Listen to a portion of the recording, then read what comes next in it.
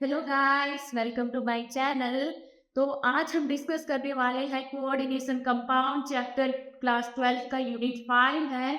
उससे रिलेटेड हम कुछ टॉपिक्स हैं जो डिस्कस करेंगे। आज का टॉपिक है general introduction of coordination compound.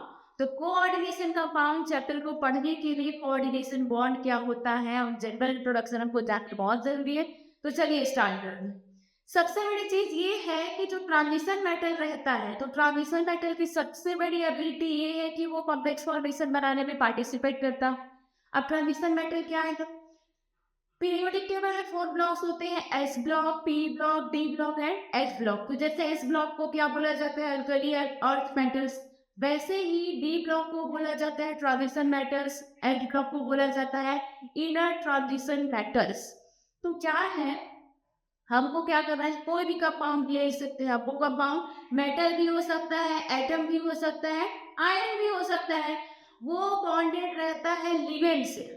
कोई भी कंपाउंड लेना है, मेटल भी हो सकता है, एटम भी हो सकता है, आयरन भी हो सकता है, वो बॉन्डेड रहता है लिगेंड से।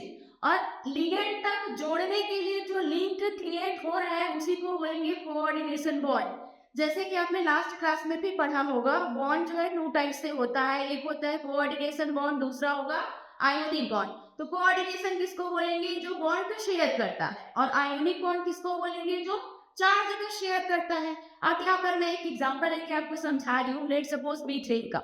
अब मीथेन ले रहे तो उसमें कार्बन के क्या होता है? इलेक्ट्रॉनिक कॉन्फ़िगरेशन 2 और 4।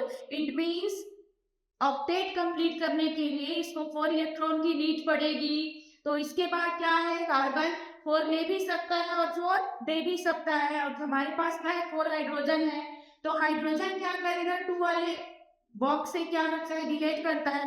तो हाइड्रोजन की इलेक्ट्रॉनिक कॉन्फ़िगरेशन क्या होगा? 1। और इसको भी ये डुप्लेट कंप्लीट करने के लिए 1 इलेक्ट्रॉन की नीड पड़ेगी। तो यहाँ पर एक हाइड्रोजन कार्बन से ले लिया, यहाँ पर डुप्लेट कंप्लीट करने के लिए कार्बन से ले लिया, यहाँ पर डुप्लेट कंप्लीट करने के लिए कार्बन से ले लिया यहाँ पर भी। वैसे ही कार्बन अपना ऑक्टेट कंप्लीट करने के लिए 1 इलेक्ट्रॉन इन सबसे ले लिया। तो ये हो गया हमारा कोऑर्डिनेशन बॉन्ड, बिकॉज यहाँ पर हाइड्रोजन के साथ क्या हुआ है? बॉन्ड का शेयर हुआ है। वैसे ही अगर हम आयोनिक बॉन्ड के पर डिस्कस करें तो यहाँ पर देखो, मैंने एग्जांपल ले लिया सोडियम क्लोराइड का। सोडियम का इलेक्ट्रॉनिक कॉन्फ़िगरेशन क्या हुआ? 281। और क्लोरीन का इलेक्ट्रॉनिक कॉन्फ़िगरेशन होता है 287। It means last octet complete करने के लिए ये अपना 1 क्या करेगा? दे देगा। 7 लेने से अच्छा है कि अपना 1 दे दे। वैसे ही यहाँ पर क्लोरीन के बारे में, क्लोरीन किसी से 1 लेगा कि 7 देगा? तो जाहिर सी बात है यहाँ पर क्या करेगा? ये किसी से 1 लेगा। तो सोडियम क्या करेगा? अपना 1 इलेक्ट्रॉन दे देता है। तो 1 इलेक्ट्रॉन देने से क्या हो गया? इसका एक लॉस हो गया।